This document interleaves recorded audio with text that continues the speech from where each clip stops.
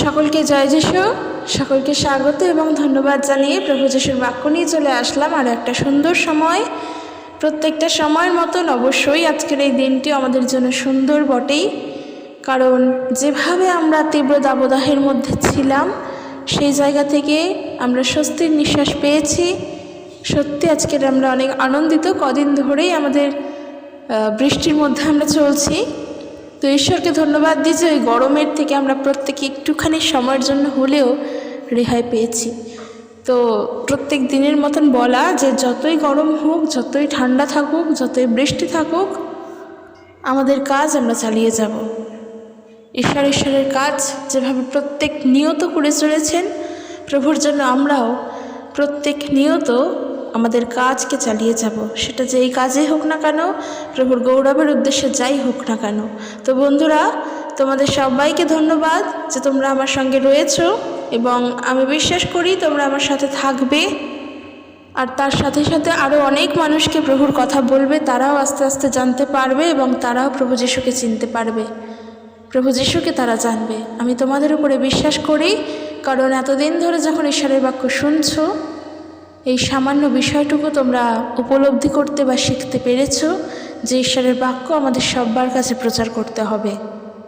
যেমনই পরিস্থিতি আসুক না কেন, যেমনই মুহূর্ত আসুক না কেন, সব কিছুর জন্য আজকের আমরা তৈরি, কারণ আমরা জানি ঈশ্বরের বাক্য তাই শিক্ষা দিচ্ছেন। ভালো হোক কিংবা মন্দ হোক, খারাপ পরিস্থিতি আসুক কিংবা ভালো পরিস্থিতি আসুক, আমরা তৈরি। প্রভুর কাজ করতে বেরিয়েছি, প্রভুর কাজ করব। তো ঈশ্বরকে ধন্যবাদ দাও, তার কাছে প্রার্থনা করো যেন আমরা সেই কাজের জন্য নিজেদেরকে সঁপে দিতে পারি। কারণ আমরা জানি ঈশ্বরের বাক্য 1 করিন্থীয় তার 15 অধ্যায় 58 অর্থাৎ 58 পদ বলছে, সাধু পৌল তিনি বলছেন, আমার প্রিয় ভাই ও বোনেরা, সম্পূর্ণভাবে সুস্থির এবং সুদৃঢ় হও, প্রভুর কাজে নিজেকে সবসময় সম্পূর্ণরূপে সঁপে দাও, কারণ তোমরা জানো প্রভুর জন্য তোমাদের পরিশ্রম নিষ্ফল হবে না। সত্যি এটা আমরা জানি যে আমরা যা করছি তা কখনোই বৃথা যাবে না। প্রভুর জন্য করছি, প্রভুর কাজের জন্য করছি, প্রভুর রাজ্যের জন্য করছি। প্রভুর রাজ্যের জন্য যেই কাজ করা হয় তার পরিশ্রম কখনোই নিষ্ফল হয় না। কাজেই নিজেকে সম্পূর্ণভাবে ঈশ্বরের কাজের জন্য সঁপে দাও। তার মানে আমরা ফল পাবো, ঈশ্বর আমাকে ফল দেবেন তার জন্য আমি করছি না। আমার কর্তব্য আমি পালন করছি, আমার দায়িত্ব আমি পালন করছি। আমার দায়িত্ব আমার ঈশ্বরের নামকে গৌরব করা, সেই দায়িত্ব আমি পালন করছি। তার মানে ভেবেও নিও না যে আমি তো এত মানুষের কাছে প্রভু যিশুর কথা বলছি, আলটিমেটলি ফল আমরা পাবো তো, কি এই সন্দেহটা মনে যেন না থাকে। সেই জন্য ঈশ্বরের বাক্য আমাদেরকে এই সন্দেহও দূর করে দেয় এই 1 করিন্থীয় তার 15 অধ্যায় 58 পদ থেকে। এই ধারণাটাও থাকে না এই যে আজকের এত মানুষ খ্রিস্টের নাম প্রচারের জন্য আহত হচ্ছে, নির্যাতিত হচ্ছে, তাদের উপরে নিগ্রহ করা হচ্ছে, এই সব কিছুই কি বৃথা? না, বৃথা না, ঈশ্বরের বাক্য তা বলে না। কারণ আমরা খাটছি কিসের জন্য? প্রভুর কাজের জন্য। তার ফল আমাদেরকে ঠিক দেওয়া হবে, আমরা পাবো। তাই সৎভাবে, নিষ্কলঙ্কভাবে, তর্ক বিতর্ক ছাড়া সম্পূর্ণ পবিত্রভাবে সেই কাজ করো, ঈশ্বর তার ফল তো অবশ্যই তোমাকে দেবেন। তো বন্ধুরা, চলো আজকের ভিডিও শুরু করি। যেন আমরা সত্যি প্রার্থনা করব, যেন সত্যি নিষ্কলঙ্কভাবেই প্রভুর রাজ্যের কাজের জন্য ব্যবহৃত হতে পারি। সেটা মানুষকে দেখানোর জন্য নয়, নিজের অন্তর থেকেও। কারণ আমি নিজের বিবেকের কাছেও নিজে যেন শুদ্ধ থাকতে পারি, সেই জন্য আমরা প্রার্থনা করব। কারণ মানুষ আমার নামে দোষ দেওয়ার থেকেও বড় দোষী তুমি হয়ে উঠবে যখন তোমার বিবেক তোমাকে দোষী বলবে। তোমার সম্পূর্ণটা তো মানুষ দেখতে পাচ্ছে না, তোমার উপরের দিকটা মানুষ দেখতে পাচ্ছে। তুমি তো জানো তুমি কি, তুমি তোমার হৃদয় থেকে জানো তুমি কি। কারণ তোমার হৃদয় ঈশ্বর জানেন, আর ঈশ্বরের কাছে আমরা ওপরটা দেখাই না, ঈশ্বর আমাদের হৃদয় জানেন। সেই জায়গা থেকে যেন আমরা সম্পূর্ণভাবে পরিষ্কার থাকতে পারি, পবিত্র থাকতে পারি। বোঝা যাচ্ছে আমি কি বলছি? সেই জায়গা থেকে যেন আমরা খাঁটি থাকতে পারি, প্রভুর কাজের জন্য যেন আমরা সেই দিক থেকে পবিত্র হতে পারি। মানুষ যেন আমাদের থেকে ওই দিক থেকে যেন আঙুল না তোলে। হ্যাঁ, হতেই পারে আমি কোনো ভুল করতেই পারি, মানুষ বলতেই পারে, কিন্তু আমি আমার হৃদয়ের দিক থেকে যেন পবিত্র থাকি। তো যাই হোক, চলো আজকের ভিডিও শুরু করি। আজকে প্রভু যিশুর শিক্ষা থেকে আমরা দেখব বিভিন্ন পর্যায়ে তিনি আমাদেরকে শিক্ষা দিয়েছেন। আমরা সমস্তটা লুক লিখিত সুসমাচার থেকে দেখব। জীবনের অনেক ঘটনা আমরা এখান থেকে পাই। আজকের আমরা সেই বিষয় দেখব, আর সেখান থেকেই প্রভুর বাক্য শেয়ার করব যে প্রভু যিশুর শিক্ষা থেকে আমরা কিভাবে নিজেদের জীবনে চলতে পারি। তো সর্বপ্রথম আমরা যে বাইবেলের থেকে পদ দেখব, যদি দেখি হিতোপদেশ তার 8 অধ্যায় 13 পদ, সেখানে ঈশ্বরের বাক্য এটা বলছে যে প্রভুকে শ্রদ্ধা জানানোর অর্থ হলো পাপকে ঘৃণা করা। এটা আমার মেন বিষয় নয়। পরের লাইনটা, যে সেই সব মানুষ যারা নিজেকে অন্যের চেয়ে শ্রেষ্ঠ মনে করে, আমি তাদের ঘৃণা করি। এই যে আমি এখানে কে? এই আমি এখানে প্রজ্ঞা। আর এই প্রজ্ঞা কি? যা ঈশ্বরের। ঈশ্বর সমান সমান প্রজ্ঞা, প্রজ্ঞা সমান সমান ঈশ্বর। প্রভু যিশু ইজুগাল টু প্রজ্ঞা, প্রজ্ঞা ইজুগাল টু খ্রিস্ট। এই প্রজ্ঞা ঈশ্বরের দান। এই প্রজ্ঞা আর জ্ঞান এক নয়। এই প্রজ্ঞা মানুষের নিজের বুদ্ধির দ্বারা হয় না, যদি না ঈশ্বর দেন। আর এখানে প্রজ্ঞা বলছে, আমি তাদেরকে ঘৃণা করি যারা নিজেকে অন্যের চেয়ে শ্রেষ্ঠ বলে মনে করে। আর আজকের টপিক আমি কে নিয়েছি? যে এমন কিছু বাক্য যা আমার জীবনে চলতে সাহায্য করবে। এই যে শ্রেষ্ঠ, এখানে অনেক বিষয় আসে।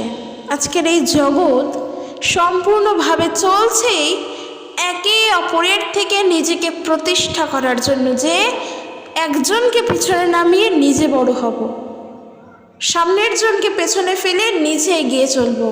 ওভারটেক করছে, টেক্কা দিচ্ছে। নিজের থেকে অন্যকে সে শ্রেষ্ঠ মনে করছে না, বরং অন্যের থেকে নিজেকে সে শ্রেষ্ঠ মনে করছে। আর এই বিষয়ে প্রভু যিশু কি শিক্ষা দিচ্ছেন একবার দেখব। তিনি কিন্তু কখনো নিজেকে শ্রেষ্ঠত্ব প্রমাণ করেননি। তিনি যদি নিজেকে শ্রেষ্ঠত্ব প্রমাণ করতেন, তিনি বলতেন যে তিনি নিজেই ঈশ্বর। তিনি বলেছেন বিষয়টা, কিন্তু ডাইরেক্ট তিনি বলেননি। তিনি যে শ্রেষ্ঠ সেটা তাকে দেখলেই বোঝা যায়। তার জন্য তার মুখের কথা যে শুনবো, তারপর তা বিশ্বাস করব, তার প্রমাণ দেখব, তারপর না, তাকে দেখলেই বোঝা যায় যে তিনি শ্রেষ্ঠ। তিনি মুখে বলবেন যে আমি ঈশ্বর, তারপর আমি তাকে ঈশ্বর বলে গ্রহণ করব না, কোনো সময়েরই জন্য নয়। কারণ তিনি ঈশ্বর, আর যা সত্য তা সত্যই থাকে। তিনি নিজেকে কিন্তু কখনো শ্রেষ্ঠ করেননি, কোনো সময়ের জন্য করেননি, বরং তিনি আমাদেরকে শিক্ষা দিয়েছেন। সেই বিষয়ে আমরা দেখব মথি লিখিত সুসমাচার তার 18 অধ্যায় 1 পদ থেকে। আমরা যদি পড়ি আমরা তাহলে বুঝতে পারবো। সেখানে বলা হয়েছে, সেই সময় প্রভু যিশুর শিষ্যরা তার কাছে এসে বললেন যে প্রভু, স্বর্গরাজ্যের মধ্যে শ্রেষ্ঠ কে? তখন যিশু একটি ছোট্ট শিশুকে ডেকে তাদের মধ্যে দাঁড় করিয়ে বললেন, আমি তোমাদের সত্যি বলছি, যতদিন পর্যন্ত না তোমাদের মনের পরিবর্তন ঘটিয়ে এই শিশুদের মতো হও, ততদিন তোমরা কখনোই স্বর্গরাজ্যে প্রবেশ করতে পারবে না। তাই যে কেউ নিজেকে নম্র করে শিশুর মতো হয়ে ওঠে, সে স্বর্গরাজ্যের মধ্যে শ্রেষ্ঠ। আর যে কেউ এরকম কোনো সামান্য সেবককে আমার নামে গ্রহণ করে, সে আমাকেই গ্রহণ করে। এইরকম নম্র মানুষদের মধ্যে যারা আমাকে বিশ্বাস করে, তাদের কারোর বিশ্বাসে যদি কেউ বিঘ্ন জন্মায়, তবে তার গলায় ভারী একটা জাঁতা বেঁধে সমুদ্রের অতল জলে তাকে ডুবিয়ে দেওয়াই তার পক্ষে ভালো হবে। ধিক এই জগৎ সংসার, কারণ এখানে কত রকমেরই না প্রলোভনের জিনিস আছে। প্রলোভন জগতে থাকবে ঠিকই, কিন্তু ধিক সেই মানুষকে যার দ্বারা তা আসে। তাই তোমরা তোমার হাত কিংবা পা যদি তোমার প্রলোভনে পড়ার কারণ স্বরূপ হয়, তবে তা কেটে ফেলো। বোঝা গেল? খ্রিস্ট তিনি এই জগৎ সংসারকে ধিক করছেন, ধিক ছি করছে, পছন্দ করছেন না।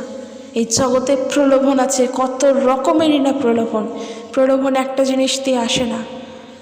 প্রলোভন বিভিন্ন জিনিস দিয়ে আসে। সেই জন্য বলছে যে কেউ নিজেকে শ্রেষ্ঠ করতে চায় সে কখনো অন্যকে সে ভালো চোখে দেখতে পারে না, আর সে ঈশ্বরের কাছে শ্রেষ্ঠ হয় না। বরং সে যদি নিজেকে নত করে, নিজেকে নম্র করে, একটা ছোট্ট শিশুর মতো। একজন ছোট্ট শিশু যেমন তার হাইটের দিক থেকেও ছোট, তার মনের দিক থেকেও সে ছোট্টই, সরল। তার মধ্যে কোনো মারপ্যাচ তো কোনো ঘোর প্যাচ নেই। আর ঈশ্বরের বাক্য বলছে খ্রিস্ট তিনি তাই শেখাচ্ছেন আমাদেরকেও। যদি আমরা নিজেরা নত নম্র হয়ে চলতে পারি, যদি আমরা একটা ছোট্ট শিশুর মতো হয়ে চলতে পারি, তাহলে আমাদেরকে যে গ্রহণ করবে সে প্রভুকেই গ্রহণ করবে। কারণ বলছে খ্রিস্টের স্বভাব যেন তোমাদের মধ্যেও থাকে। আর প্রভু যীশু খ্রিস্টের সবথেকে বড় যদি স্বভাব বা গুণ বলো, তা হলো নত নম্র সারল্য, সরলতা, নম্রতা, নততা, ক্ষমা। এগুলো সবার মধ্যে থাকে না, যে কিনা হৃদয় থেকে নত থাকে তার মধ্যেই থাকে। সেই জন্য আমি লোকের কাছে নিজে ভালো হব, আমি লোকের কাছে নিজে বড় হব, সেটা আমার মেন যদি মোটিভ হয়, তাহলে সাকসেস হয়তো পাবে, কিন্তু সেই সাকসেস খুব তাড়াতাড়ি হারিয়েও ফেলবে। যতদিন নিজেকে তৈরি করতে চাও, নিজেকে শিক্ষা দিতে চাও যে আমি তৈরি হব, তুমি তৈরি হতে চাই, আমি শিখতে চাই, ততদিন যদি নিজেকে নত না রাখো শিখতে পারবে না সব কিছুর দিক থেকে। আর ঈশ্বরের দিক থেকে তো আগে, কারণ ঈশ্বরের বাক্য আমি তার থেকে খুব ভালো জানি। সে আমার থেকে ঈশ্বরের বাক্য কি জানে, ওর থেকে আমি ভালো জানি। বাইবেল আমি সব থেকে ভালো জানি, আমি যেটা মনে করি সেটাই ঠিক, তুমি জানতেই পারো না। এই ধারণা যদি নিয়ে বসে থাকো, তুমি জানো না বাইবেল তোমাকে এর বিরুদ্ধে কি বলছে, কারণ এই শিক্ষা বাইবেল তোমাকে দিচ্ছে না। তুমি যদি সত্যিই বাইবেল ভালোভাবেই জেনে থাকো, তাহলে তুমি কি করে বলতে পারো যে আমি বাইবেল ঠিক জানি? কারণ বাইবেল তো আমাদের তার শিক্ষা দেয় না। বাইবেল তো বলছে নিজেকে নত করতে, নিজেকে নম্র করতে। কেন অন্যকে আমরা সুযোগ দেব না? কেন আমরা অন্যকে পেছনে রেখে নিজেই গোনার চেষ্টা করব? প্রভু যীশু তো তা করেননি। যদি সত্যিই খ্রিস্টের অনুসরণকারী হয়ে থাকো, নিজেকে নত করো, নিজেকে নম্র করো, একটা ছোট্ট শিশুর মতো, একটা ছোট্ট বাচ্চার মতো। তার হৃদয় যেভাবে সরল, এখানে ঈশ্বরের বাক্য তাই বলছে। প্রভু যীশু তিনি তাই বলছেন যে তোমরা যদি মনের পরিবর্তন ঘটিয়ে এই শিশুর মতো হয়ে উঠতে পারো, তাহলে তুমি স্বর্গরাজ্যের জন্য। কিন্তু মানুষ বলবে কি, ওইভাবে এখন জীবনে চলা যায় না, কারণ এই সংসার জগৎ ওরকম নয়। আরে বাবা, আমাদের প্রশ্ন তো ওখানেই। খ্রিস্ট আমাদের এই সংসার জগৎকে এখানে ধিক জানাচ্ছেন। তিনি বলছেন যে ধিক এই জগৎ সংসার। আমাদেরকে তাই শিক্ষা দিচ্ছে জগতের অনুরূপ না হতে। তাই সংসার জগৎ যেভাবে চলছে চলুক, আমরা তো চলছি প্রভুর অনুসরণকারী হয়ে, আমরা তো তার শিক্ষা মেনেই চলবো। তিনি আমাদেরকে যা শিখিয়েছেন আমরা তো সেইভাবেই চলবো। তাতে যদি আমাকে জগতের মানুষ বলে যে আমি গাধা, আমি বলদ, আমি মূর্খ, আমি কিছুই জানি না, আমি চালাক নই, কীভাবে চলতে হয় আমি জানি না, বলুক, বলতে দাও। জগতের মানুষের কথায় আমাদের কিচ্ছু আসে যায় না, কারণ ঈশ্বর আমাদের সপক্ষে। আমি সত্যের পথে চলছি। সত্যের পথ কিন্তু সংকীর্ণ এবং এবড়ো খেবড়ো, সবাই জানি। সত্যের পথে হাঁটতে গেলে যদি হোঁচট খেতে হয়, হোঁচট খেয়ে ওঠো, ঈশ্বর তোমাকে তুলে দাঁড় করাবেন। কিন্তু তুমি প্রশস্ত পথে হোঁচট খেয়ে যদি পড়েও যাও, দাঁড়াতে নাও পারো, সেখানে তোমাকে এগোনোর জন্য একাই উঠতে হবে, সাহায্য করতে কেউ আসবে না। ওই পথ তুমি নিজেই বেছেছ। তাই সত্যের পথে চলো, সেখানে তোমার সঙ্গে ঈশ্বর সব সময় থাকবেন। নিজেকে শ্রেষ্ঠ বলে নিজেকে শ্রেষ্ঠত্ব প্রমাণ করো না। তোমার থেকে অপরজনও শ্রেষ্ঠ, সেও তোমার থেকে ভালো জানে। না জানাটার কোনো অপরাধের নয়, তার জানাটাও কোনো অপরাধের নয়। সে জানে, তোমার থেকেও ভালো জানে। শিখতে চাও নিজেকে নত রেখে। যতক্ষণ নিজেকে নত রাখবে অনেক কিছু শিখতে পারবে, সত্যি। আর যদি কারোর কাছে যাও, গিয়ে বলো যে আমি তো এটা জানি, আমার না বললেও হবে, শিখতে পারবে না, কারণ সে তোমাকে জানাতে চাইবেই না। তুমি তো জানো, কেন জানাতে চাইবে? কিন্তু তুমি যদি বলো যে না আমি জানি না, আমাকে বলো, বোঝাও, সে তোমাকে বলবে, সে তোমাকে বোঝাবে। তো ঈশ্বরের ক্ষেত্রেও তাই। প্রার্থনা যখন করছো, নিজেকে নত করো, প্রভুর কাছে নত রাখো যে প্রভু সত্যি আমি কিছুই জানি না, তোমার বাক্য সম্পর্কে কোনো ধারণা তো আমার নেই, আমি জানি না তুমি আমাকে কি বলতে পারো। আর আমি জানিও না আমার জন্য তুমি কি করতে পারো। অন্যের সঙ্গে যেন নিজেকে সমান করে চলতে পারি, তার থেকে নিজেকে যেন শ্রেষ্ঠ করে না দেখি। এই ধরনের খারাপ জিনিস, এই ধরনের মন্দ চিন্তা, এই ধরনের প্রলোভন, এই ধরনের পরীক্ষা, এই ধরনের হিংসা, লোভ আমাদের মধ্যে যেন না আসে। এগুলোও কিন্তু প্রলোভন, যে নিজেকে শ্রেষ্ঠ করে, আর ঈশ্বর একেবারেই তাকে পছন্দ করে না। আর আমরা জানি এই নিয়ে প্রচুর যুক্তিতর্ক হয়, এই নিয়ে প্রভু যিশুকেও মানুষ এখনও পর্যন্ত নিন্দা করে, এখনও পর্যন্ত, যে তিনি কেন বলেননি যে তিনি ঈশ্বর। আমাদের উন্মুক্ত তিনি নিজেই বলেছেন আমি ঈশ্বর, আমাদের সে তো বলে আমি সব। প্রভু যিশু যদি সত্যি ঈশ্বর হন, কেন তিনি নিজে বলেন না যে তিনি ঈশ্বর? মূর্খের মতো কথা। ঈশ্বর কখনো নিজেকে শ্রেষ্ঠত্ব প্রমাণ করেন না।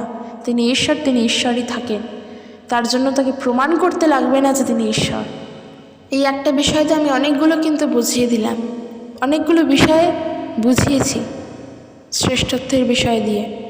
শুধুমাত্র আমরা কিভাবে চলবো সেটাই নয়, মানুষের প্রভু যিশু সম্পর্কে কীরকম ধারণা সেই বিষয়েও কিন্তু বলেছি। তো অবশ্যই খ্রিস্টের অনুসরণকারী খ্রিস্টের কথাই মাথায় রাখো। নিজেকে শ্রেষ্ঠ নয়, নিজেকে নততার সঙ্গে আমরা নিয়ে চলবো, মাথায় রাখবে। 2 নম্বর যে বিষয়, তা হলো আমরা প্রভু যিশুকে অনুসরণ করব। কাকে? প্রভু যিশুকে অনুসরণ করব। আমরা লোকলিখিত সুসমাচার তার 9 অধ্যায়ের 57 পদ থেকে যদি দেখি, আমরা সেখানেও পাবো। প্লাস আমরা যদি মথি তার 8 অধ্যায় 19 পদ থেকে দেখি, আমরা সেখানেও পাবো। লোকলিখিত সুসমাচার তার 9 অধ্যায়ের 57 পদে এরূপ বলা হয়েছে, তারা যখন রাস্তা দিয়ে যাচ্ছেন সেই সময় একজন লোক প্রভু যিশুকে বললেন, আপনি যেখানেই যান না কেন আমিও আপনার সঙ্গে সঙ্গেই যাব। অর্থাৎ তিনি এক প্রকারে বলছেন যে শুধুমাত্র সে প্রভু যিশুরই অনুসরণকারী হবে। এরপর যিশু তাকে বললেন, শেয়ালের গর্ত আছে, আকাশের পক্ষীদেরও বাসা আছে, কিন্তু মানব পুত্রের কোথাও মাথা রাখার ঠাঁই নেই। এরপর আর একজনকে তিনি বললেন, আমায় অনুসরণ করো। খ্রিস্ট তিনি বলছেন যে আমায় অনুসরণ করো, তিনি নিজেই বলছেন। কিন্তু সেই লোকটি বলল, আগে গিয়ে আমার বাবাকে কবর দিয়ে আসতে দিন। অর্থাৎ তার বাবা মৃত হয়েছে, আর তিনি বলছেন যে আগে আমাকে আমার বাবার কাজটা সেরে আসতে দিন, আমি তারপর আপনাকে অনুসরণ করব। কিন্তু যিশু তাকে বললেন, মৃতরাই মৃতদের কবর দেবে, তুমি গিয়ে বরং ঈশ্বরের রাজ্যের বিষয় ঘোষণা করো। ওই যে বললাম না, খ্রিস্টতে আমাদের জীবন একদিনের, যা হবে একদিনে। এই আজকে বলছি তোমাকে যে খ্রিস্টকে অনুসরণ করো, তুমি আজকে থেকেই শুরু করো। সময় চলে যাবে, কাজের কাজ কিছুই হবে না। এরপর আমরা যদি দেখি, আর একজনকে বলল যে প্রভু আমি আপনার অনুসরণকারী হব, কিন্তু প্রথমে আমার বাড়ির সকলকে বিদায় জানিয়ে আসতে দিন। কিন্তু যিশু তাকে বললেন, লাঙলে হাত রেখে যে পেছনে ফিরে তাকায় সে ঈশ্বরের রাজ্যের যোগ্য নয়।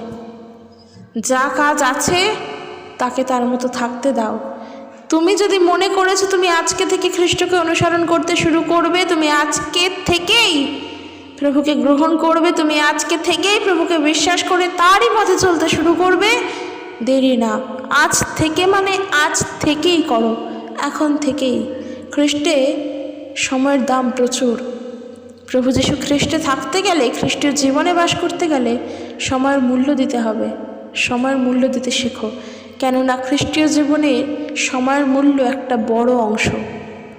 পরিত্রান্ত সময় দেখে পাওয়া যায় না, কিংবা আমার বাড়ির মানুষ আমাকে বলবে, আমার পরিবার আমাকে বলবে আমি করব, আমি বাড়ি থেকে পারমিশন নেব প্রভু যীশুকে বিশ্বাস করব কি না, আমি বাড়ি থেকে পারমিশন নেব আমি খ্রিস্টকে গ্রহণ করব কি না, তারপর এগুলো কিছুই নয়। সত্যিই তারা নিজেকে অনেক খারাপ করে ফেলে। খ্রিস্টের কাছে এগুলো নয়, খ্রিস্টের কাছে সেটাই বড় কথা যেটা খ্রিস্ট তোমার জন্য চান। তুমি যদি আজকে মনে করো যে তুমি আজকেই প্রভুকে গ্রহণ করবে, তুমি আজই করো, সময় নিও না। সময় পার হয়ে চলে যাবে, সময়ের মতো সময় বয়ে যাবে, তোমার কাজ কিন্তু থমকে যাবে। আজকে যেটা তুমি করতে পারবে কালকে সেটা করতে পারবে না। একই শিডিউলেও যদি চলো তাও তোমার সময় কিছু না কিছু তো হেরফের হবেই। কালকের দিনটাও কিন্তু তোমার জন্য নতুন দিন, কিন্তু আজকে যেটা করতে পারবে সেটা আজকেরই জন্য। খ্রিস্টকে গ্রহণ করো, তাকে অনুসরণ করো। পরিবারের কে বাধাপ্রাপ্ত হলো, কে বাধা দিল, কী কারণে বাধা পড়ছো, এগুলো বিষয় নয়, এগুলো ম্যাটার করে না। খ্রিস্টকে তোমার গ্রহণ করাটাই সবথেকে বড় বিষয়। যেভাবেই হোক, যখনই তাকে বলে করছো যে আমি তাকে আজকের থেকে অনুসরণ করব, তাহলে আজকের থেকেই করো। প্রভু যীশু খ্রিস্টতে থেকে এই বিষয়টা একটা বড় শিক্ষা আমাদের জীবনের জন্য। সময়ের মূল্য দেওয়া, সময়কে মূল্য দাও। আজকের থেকে অনুসরণ করছো মানে আজকে থেকেই শুরু করো, তা যেন কাল না হয়ে যায়। ওই কালটাই যে আমাদের জীবনে কাল হয়ে উঠবে না, এর কি মানে আছে? এরপর যে 3 নম্বর বিষয়, তা হলো বলছে তোমাদের বোধ শক্তিকে ব্যবহার করো। আমরা যদি দেখি লূক তার 8 অধ্যায় 16 পদ থেকে, সেখানে প্রভু যীশু এরকম শিক্ষা দিচ্ছেন যা আমাদের জীবনের জন্য বড্ড গুরুত্বপূর্ণ। বলছে, কেউ বাতি জেলে তা কোনো পাত্রের দিয়ে ঢেকে রাখে না। কি বলছে? যে কেউ আলো জেলে তা কোনো পাত্র দিয়ে ঢেকে রাখে না। আমরা যখন ঘরে প্রদীপ জ্বালাই অন্ধকার ঘরে, তা কি ঢেকে রাখি? না তো। তাহলে আর প্রদীপ জ্বালানোর মানেটা কি হলো যদি ঢেকেই রাখি, তাই না? তাই বলছে তার পরিবর্তে সে তার বাতিদানের উপরেই রাখে, যেন ভেতরে যারা আছে তারা সবাই আলো দেখতে পায়। এমন কিছু লুকোনো নেই যা প্রকাশ পাবে না, এমন কিছু গোপন নেই যা জানা যাবে না, কিংবা আলোয় ফুটে উঠবে না।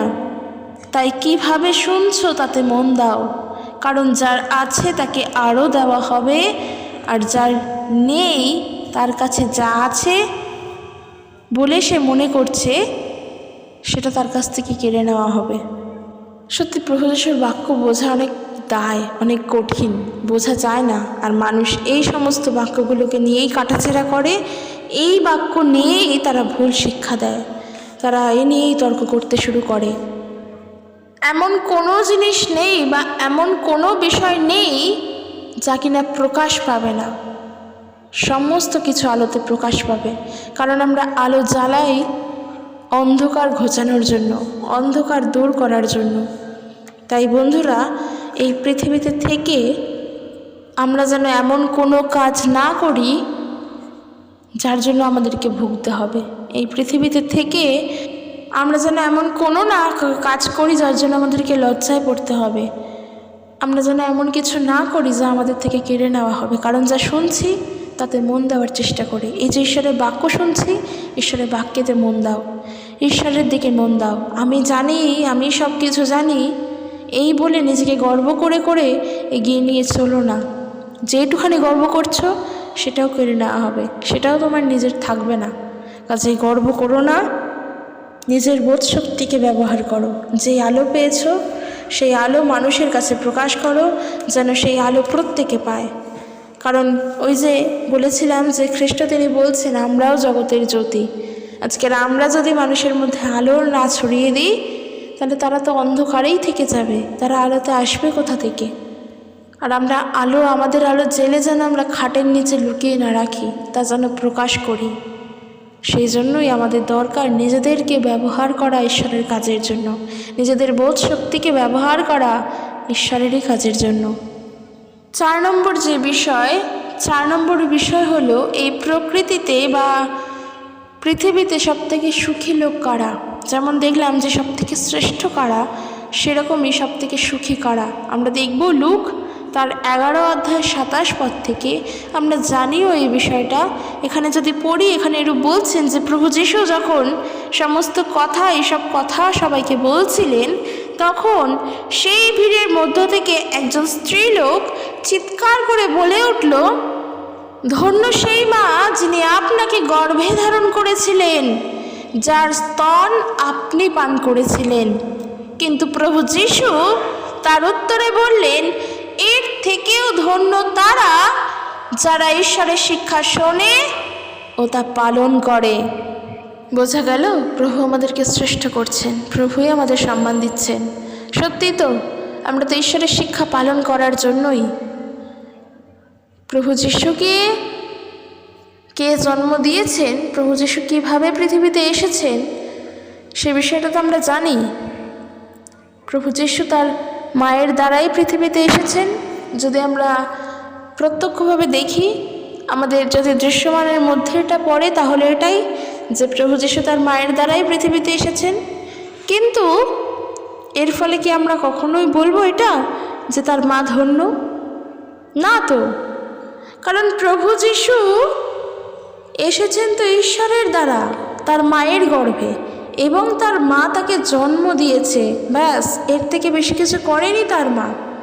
তাহলে যে কিনা পাঠালো প্রভুকে, তার নামের তো গৌরব করব, তাই না? আমরা তো তার আজ্ঞাবহ হয়েই যদি চলি, তবেই তো আমরা ধন্য।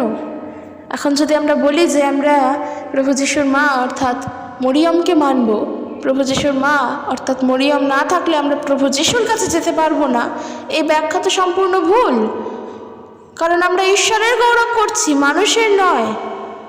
মরিয়ম তো মানুষ ছিলেন, আমাদের মতনই সাধারণ মানুষ ছিলেন, তার নিজেরও পরিত্রাণের প্রয়োজন ছিল, আর সেও পরিত্রাণপ্রাপ্ত হয়েছেন প্রভু যীশুর দ্বারা। কারণ এই জগতের সমস্ত মানুষের পরিত্রাতাই প্রভু যীশু খ্রিস্ট। তাহলে আমরা কেন মরিয়মের গর্ব করব? কেন আমরা মরিয়মের নামকে ধন্য করব? আমরা তো করব ঈশ্বরের নামকে ধন্য। আর প্রভু যীশু কিন্তু তাই শিক্ষা দিচ্ছেন, যে বলছে সুখী মানুষ সেই, এর থেকেও ধন্য সেই যে কিনা ঈশ্বরের শিক্ষা শোনে এবং পালন করে চলে। যদি কখনো দেখো কেউ বলছে মরিয়মকে প্রাধান্য দাও, মরিয়মই তোমার জীবনের জন্য একমাত্র যিনি কিনা প্রভু যীশুর পথে তোমাকে নিয়ে যেতে পারেন, জানবে সেখানে ভুল শিক্ষা হচ্ছে। এর আগেও বলেছি, বিপথে যেও না, ভুল শিক্ষার দ্বারা চালিত হয়ে বিপথে চলে যেও না, ভ্রান্ত পথে চলে যেও না। যিশুর কাছে পৌঁছতে গেলে আর অন্য কোনো পথের প্রয়োজন হয় না, কারণ প্রভু যীশু খ্রিস্টই সেই নিজেই একজন পথ, তিনি নিজেই সত্য, তিনি নিজেই জীবন। বরং তার পথ ধরে ঈশ্বরের কাছে যাওয়া যায়। ঈশ্বরের কাছে যাওয়ার জন্য তার পথকে ধরো, খ্রিস্টের কাছে পৌঁছানোর জন্য অন্য কোনো পথের দরকার নেই। মরিয়ম তো নয়, কারণ মরিয়ম মানুষ। এখন যদি বলো তুমি আমার মধ্য দিয়ে প্রভু যীশুর কাছে যাবে, কখনো সম্ভব হতে পারে? এটা কখনো কোনো দিনের জন্য সম্ভব নয়, কোনো দিনের জন্য সম্ভব নয়। কারণ আমি একজন সাধারণ মানুষ, পাপী ছিলাম, পরিত্রাণপ্রাপ্ত হয়েছি। সেখানে খ্রিস্ট নিজেই সম্পূর্ণ পবিত্র। তাহলে পবিত্রর কাছে যেতে গেলে কখনো পাপীর দ্বারা যেতে হয় না? ডাইরেক্ট যাওয়া যায়, ডাইরেক্ট যাওয়া যায়। পাপের ক্ষমা তিনি করছেন, কাজে তার কাছে এমনি যাওয়া যাচ্ছে। সুখী মানুষ সেই যে ঈশ্বরের শিক্ষা শোনে ও তা পালন করে, ভ্রান্তের দিকে তাকায় না। আর লাস্ট যে বিষয় বলবো, যেটা বললে একেবারে এর জন্য হবেই না খ্রিস্টীয় জীবনে চলার জন্য বা প্রভু যীশুর শিক্ষাকে অনুসরণ করে নিজের জীবনে চলা, তা হলো অনবরত যাচনা করো, অবিরত যাচনা করো, অবিরত প্রার্থনা করো। যা আমরা প্রথম থেসলোনিকীয় তার 5 অধ্যায়ে যদি আমরা 17-18 পদ দেখি, সেখানেও বলছে অবিরত যাচনা করো, সব সময় প্রার্থনা করো।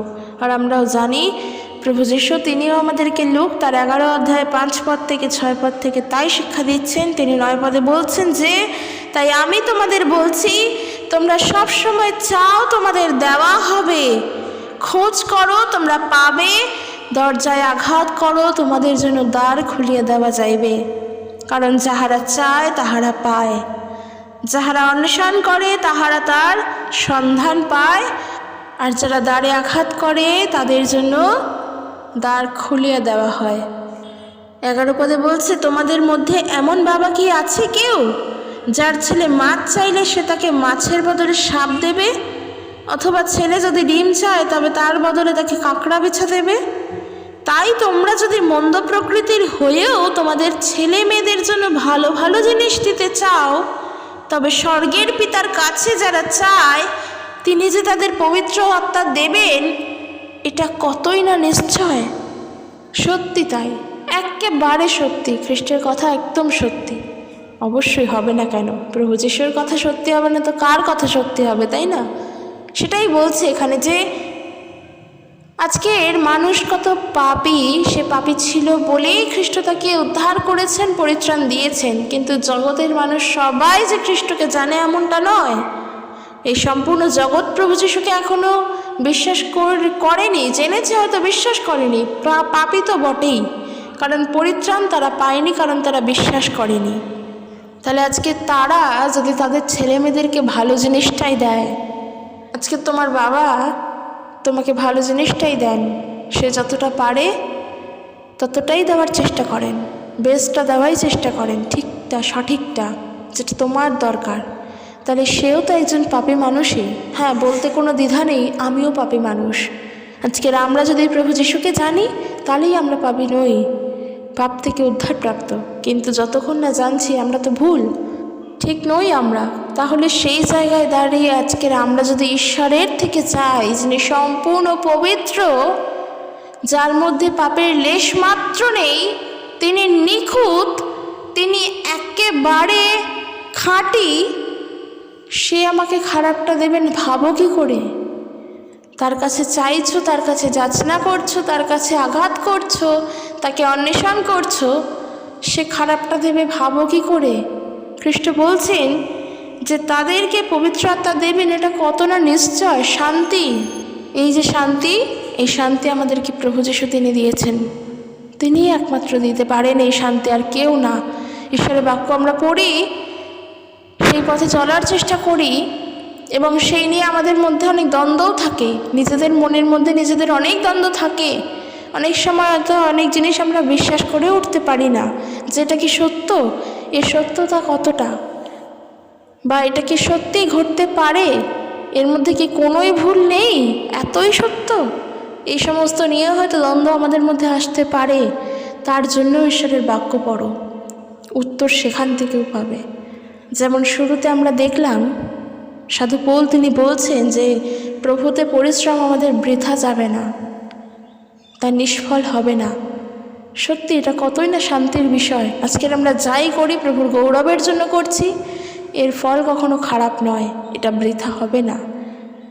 প্রথম বিষয়। দ্বিতীয় বিষয় এই যে তুমি চাইছো, তোমাকে বলছি অবিরত প্রার্থনা করো। তুমি চাও, কি করে বুঝতে পারছো যে তোমার চাওয়াটায় তুমি নাও পেতে পারো? প্রভু বলছেন যে এটা কতই না নিশ্চয় যে তোমার পিতা পবিত্র আত্মাকে তোমার জন্য দেবেন। সামান্য তুমি যদি বাবার কাছে ভাত খেতে চাও, মাছ ভাত খেতে চাও, সে তোমাকে ভালোবেসে মাংস ভাত খাওয়াতেই চান। যদি ডাল ভাত খেতে চাও, সে তোমাকে মাছ ভাতটাই দিতে চান। আর সেই জায়গায় স্বর্গস্থ পিতা, যিনি ঈশ্বর সর্বশক্তিমান, যার দ্বারা এই পৃথিবী চলছে, যিনি এই পৃথিবীর সৃষ্টিকর্তা, তার কাছে তুমি চাইছো, সে তোমাকে খারাপটা দেবে ভাবো কি করে? ভাবনাতে আসে কি করে? এই জন্য বলছে অবিরত যাচনা করো, অনবরত প্রার্থনা করো, যা প্রয়োজন তাই চাও, কারোর কাছে চেও না। যেটা দরকার ঈশ্বরের কাছে প্রার্থনা করো, যা দরকার প্রভুর কাছে জানাও, তিনি তোমাকে দেবেন। তিনি তোমাকে দেওয়ার জন্যই আছেন, কারণ তিনি বলছেন তার কাছেই চাও। প্রভু যিশু বলছেন আমাকে অনুসরণ করো, অন্য কাউকে নয়, আমাকে। আর খ্রিস্টকে অনুসরণ করা মানে খ্রিস্টের পথকে অনুসরণ করা, তাকেই ফলো করা। কিন্তু এখন যদি তর্কের খাতিরে বলি যে আমি প্রভু যিশুকেই অনুসরণ করব এবং আমার সঙ্গে সবাই থাকবে, তাহলে এটা কি বলো তো? প্রভু যিশুর সঙ্গে বিশ্বাসঘাতকতা করা। একদম। তাকে তুমি ধরেওছ, তাকে তুমি স্মরণও করবে, অথচ তুমি তার সঙ্গে সঙ্গে আরও জনকে বলছো তাদেরও অনুসরণকারী হব। তো খ্রিস্টকে এক প্রকারে তুমি বিশ্বাসঘাতকতা করছো খ্রিস্টের সঙ্গে। সেটা তো ঠিক নয়, কখনোর জন্য ঠিক নয়। খ্রিস্টের অনুসরণকারী মানে খ্রিস্টের পথেই চলো, অন্য পথে না। তিনি বলছেন আমাকে অনুসরণ করো, মানে আমার পথে চলো, আমাকে দেখো, আমি কি করছি সেটা দেখো। এই জগৎ কি করছে সেটা নয়, জগতের মানুষ কিভাবে চলছে সেটা নয়, এই জগতের শিক্ষা কেমন সেটাও নয়, কারণ আমাদেরকে জগতের অনুরূপ হতে বারণ করছে। বলছে জগতের অনুরূপ হইও না, জগতের শিক্ষা থেকে দূরে থাকো। কাজেই বন্ধুরা, যা প্রয়োজন, যা দরকার আমরা যেন প্রভুর কাছে প্রার্থনা করি, অন্য কারোর কাছে নয়। মাথায় থাকবে, কারণ আমরা খ্রিস্টকে অনুসরণ করছি। আর সবথেকে বড় বিষয় যে একেবারে শুরুতে পড়লাম যে নিজেকে শ্রেষ্ঠ বলে প্রাধান্য দিও না, নিজেকে অন্যের কাছে শ্রেষ্ঠত্ব দেখিও না। তুমি যদি শ্রেষ্ঠ হও, তোমার কাজের মাধ্যমে তা প্রকাশ পাবে, তোমার মুখের বলার মাধ্যমে নয়। তুমি কি কাজ করছো তার মধ্য দিয়েই সব কিছু প্রকাশ পাবে। নিজেকে নত রাখো, নিজেকে নত রাখো, নিজেকে নম্র রাখো, কারণ ঈশ্বরের বাক্য বলছে যে নিজেকে নত রাখে ঈশ্বর তাকে উন্নত করেন। কাজেই আমরা প্রভুর পথে চলছি, প্রভুর শিক্ষায় চলবো। তো বন্ধুরা, আজকে ভিডিওটি কেমন লাগলো জানিও, অনেকগুলো বিষয় হয়তো বললাম বা অনেক কিছু তোমাদের সঙ্গে এখনও বলতে পারিনি, তো আমি অবশ্যই বলার চেষ্টা করব, কারণ প্রভু যিশুর শিক্ষা তো আর এইটুখানি নয়। তিনি তার ওই 33 বছর জীবনে কি 32 বছর, সঠিকটা আমার মনে নেই, যেই বয়সে তার ক্রুশে মৃত্যু হয়, খুব কম সময়, খুবই, মোট কথা 30-এর ওপরে, খুবই কম সময়। চালের ঘরে কি 35-36 বছরও তার হয়নি। এই অল্প সময়ের মধ্যে, তার মধ্যে একটা লং টাইম তিনি কোথায় ছিলেন আমরা জানি না, কারণ সেই সম্পর্কে বাইবেল থেকে কোনো তথ্যই আমরা জানি না। ঈশ্বরের ইচ্ছা, সব কিছু জানার প্রয়োজনও আমাদের নয়। যা ঈশ্বরের তা ঈশ্বরের জন্যই রাখো, যেটা আমরা জানি। এই অল্প সময়ের মধ্যে তো তিনি অল্প কিছু শিক্ষা দেননি, তিনি একজন মানুষের জীবনের পরিবর্তনে শিক্ষা দিয়ে গিয়েছেন, কারণ শ্রেষ্ঠ মানুষের জীবন পরিবর্তন করেন, ধর্ম নয়। তো অবশ্যই তা অনেক বড়ই হবে। তো অনেক ছোট করে বলেছি, যদি ভালো লাগে অবশ্যই জানিও। দেখা হবে নেক্সট একটি ভিডিও। সুস্থভাবে থাকো। খ্রিস্টের প্রেম, শান্তি, ভালোবাসা প্রত্যেকের প্রতিবর্তক। জয় যিশু। Praise the Lord.